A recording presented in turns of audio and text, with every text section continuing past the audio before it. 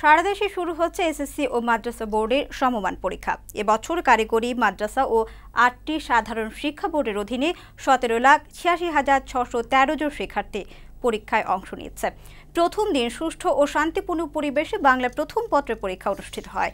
রাজধানীর কয়েকটি কেন্দ্র পরিদর্শন করার পর সাংবাদিক ও অভিভাবকদের সাথে আলাপকালে শিক্ষামন্ত্রী জানান, শিক্ষার মান বাড়াতে কাজ করছে সরকার। ভবিষ্যতে ২ বেলা করে পরীক্ষা নেওয়ারও ইঙ্গিত দেন শিক্ষামন্ত্রী। মাবুদ আজমির রিপোর্ট, জানাচ্ছেন জয়দেব দাস। ১০টি শিক্ষা বোর্ডের অধীনে শুরু হয়েছে মাধ্যমিক স্কুল সার্টিফিকেট, এসএসসি ও মাদ্রাসার দাখিল পরীক্ষা।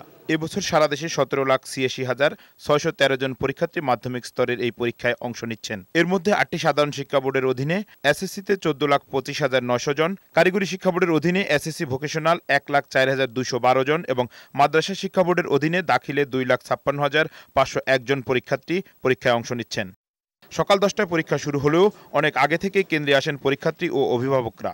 রাজধানীর কয়েকটি পরীক্ষা কেন্দ্র পরিদর্শনে গিয়ে শিক্ষামন্ত্রী নুরুল ইসলাম নাহিদ বলেন, সব পরীক্ষার্থীর খাতা সমানভাবে মূল্যায়নের জন্য সরকার বিশেষ উদ্যোগ নিয়েছে এবছর। এজন্য ইতিমধ্যে ২,০০০ প্রধান পরীক্ষককে প্রশিক্ষণ দেওয়া হয়েছে। খাতাগুলোকে বিভিন্নভাবে পর্যালোচনা করে এইবার আমরা আগে থেকেই কাছাকাছি যেন আসতে পারে এবং একই পদ্ধতি অনুসরণ করা হয় নম্বর দেওয়ার ক্ষেত্রে। প্রধান পরীক্ষক যিনি থাকেন বিভিন্ন বিষয়ের সকল বোর্ডের, তাদেরকে আমরা ট্রেনিং দিয়েছি প্রায় ২,০০০ জনকে। সেই ট্রেনিং অনুসারে তারা এই জিনিসটা আয়ত্ত করছেন, করে তারাই আবার খাতা বুঝিয়ে দেওয়ার সময় সবাইকে ট্রেনিং দিয়ে দিবেন।